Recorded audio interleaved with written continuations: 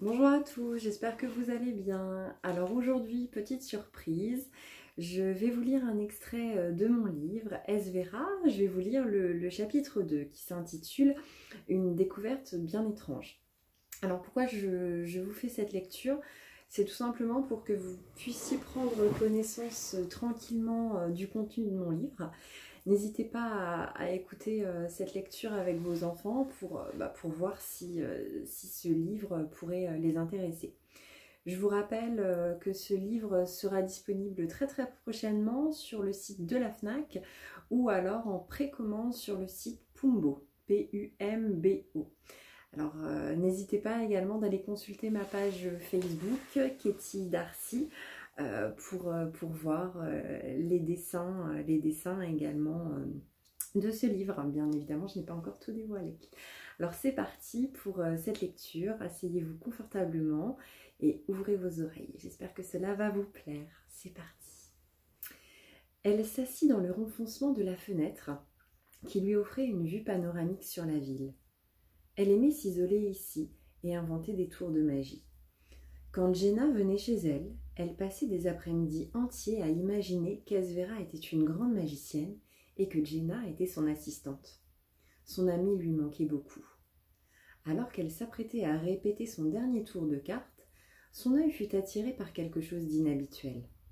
Au fond du grenier, sous un tas de vieils objets abandonnés, elle aperçut sous une vieille tenture indienne qui venait sûrement de glisser une sorte de coffre. Avec curiosité, elle quitta son perchoir, s'agenouilla et le dégagea avec précaution. Elle fit glisser le tissu au motif d'éléphant et découvrit une malle en bois.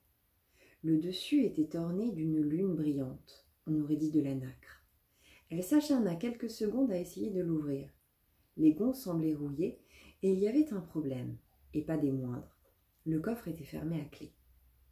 Elle n'avait pourtant pas dit son dernier mot. Elle trouva un tournevis qui traînait dans un coin et força la serrure du mieux qu'elle le put. Après quelques minutes de lutte acharnée, elle fit une ultime tentative en faisant levier avec une vieille latte de parquet. Le résultat ne fut pas très concluant. La latte se brisa et Esvera se retrouva sur les fesses. « Ce n'est vraiment pas ma journée.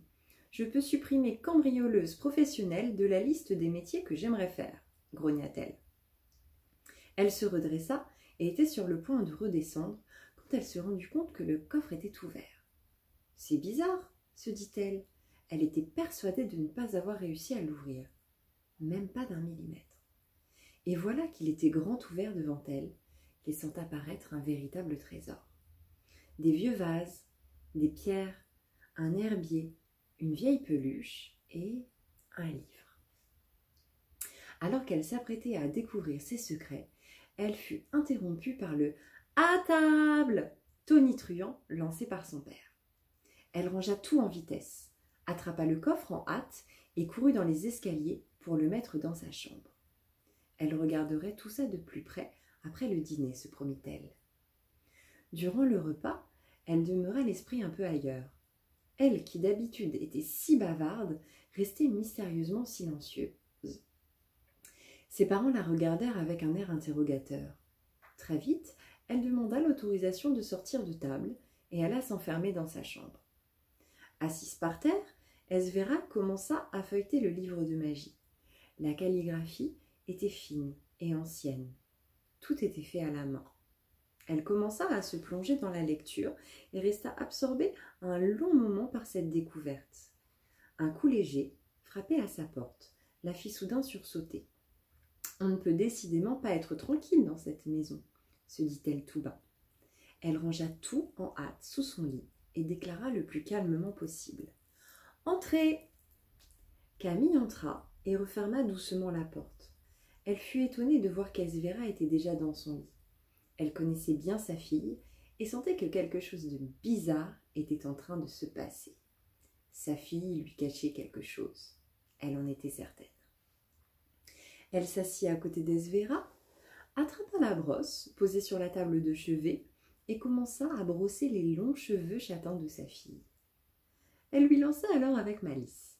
« Tu sais, chérie, tu peux berner ton père, mais pas moi.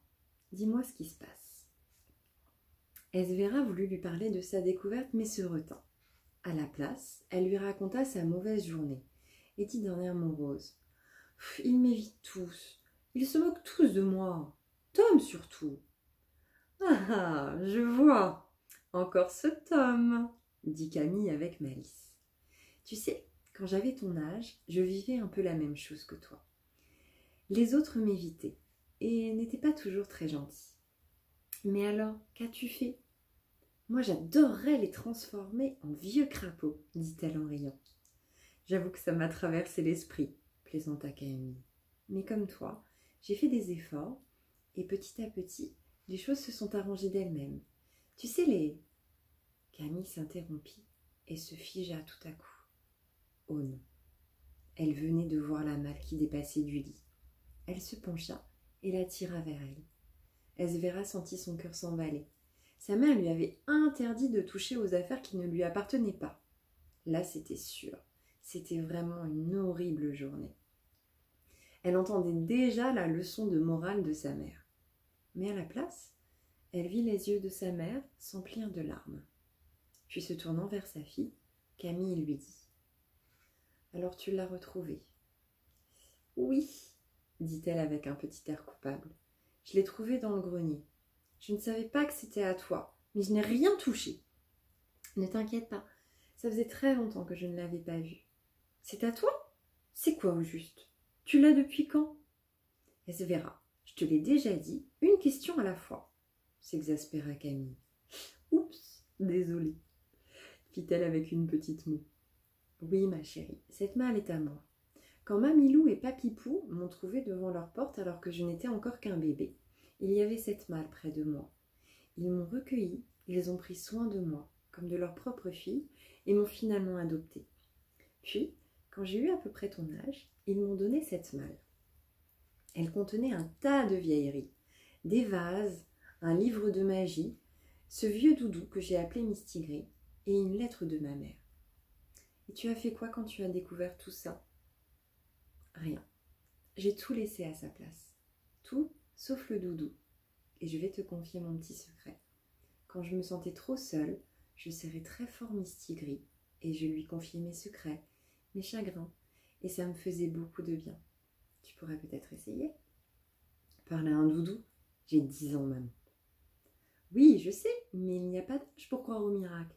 Et après tout, c'est bien toi qui ne cesse de dire que la magie existe, dit sa mère en tapotant le livre.